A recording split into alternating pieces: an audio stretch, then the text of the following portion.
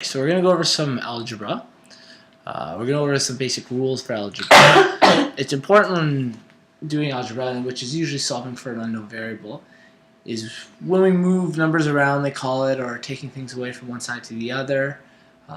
We have to know what opposite signs are. So addition is opposite of subtraction, multiplication is opposite of division, and vice versa. Okay, so very first question you have, A, says 11 plus 2p is equal to 1. So our goal is to solve for p. Okay, so we're trying to solve for whatever p is, which means we want to get p all the way by itself. Okay, we want to take everything else on that side of the equation and move it to the other side of the equation. Now when we do that, the order we do it in, now do you remember BEDMAS? Okay, so BEDMAS is when we're simplifying or evaluating, so bracket, exponents, division, multiplying, adding, and subtraction. Okay, that's the order we usually do things in from top to bottom. We deal with brackets first, then exponents, then division and multiplication, and addition and subtraction. These are like pairs, because it depends on what comes first. We read left to right, so it depends what comes first, left to right, okay? So those are technically done at the same time. When we're working with algebra, when moving things to the other side of the equation, we actually kind of deal with what could be known as reverse BEDMAS. Okay, we kind of go the other way. We want to deal with the addition and subtraction first when moving them to the other side, right? The division multiplication next, then the exponents, and then the brackets. Okay, so think of it like reverse BEDMAS when we're doing this.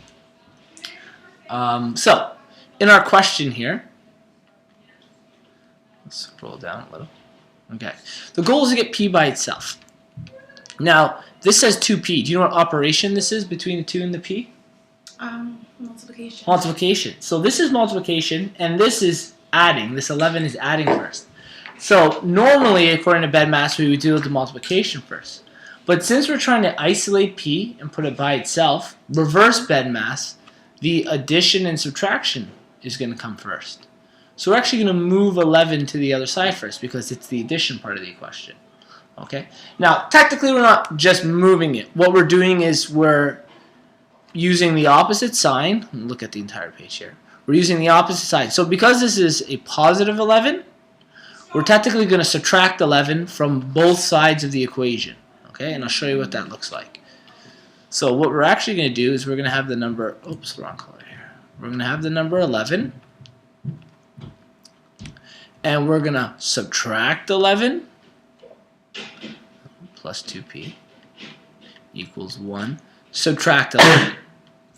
Okay, so we're actually subtracting 11 from both sides of the equation.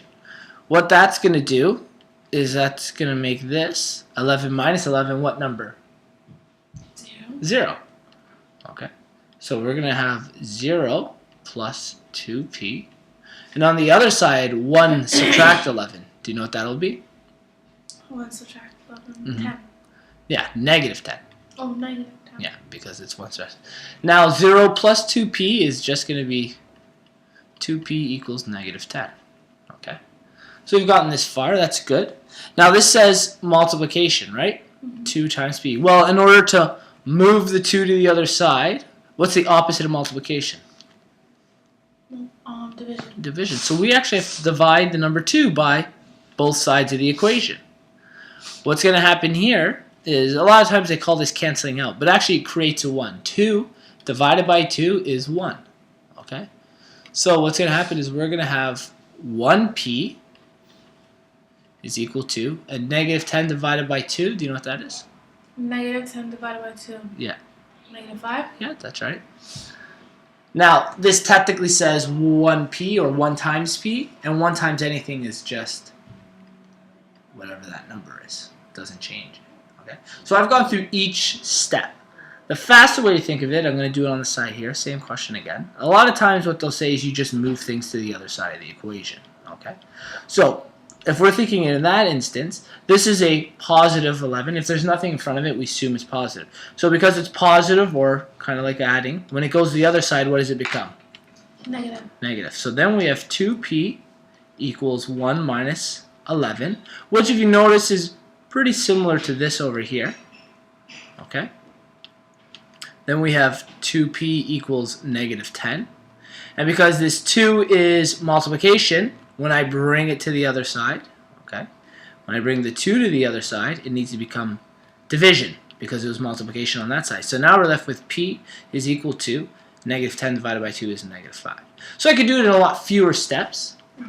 It doesn't really matter. Both are right. This one is the technical part of what's happening. You're taking away from both sides, this and that, okay? So these are a couple rules you need to know when going through this.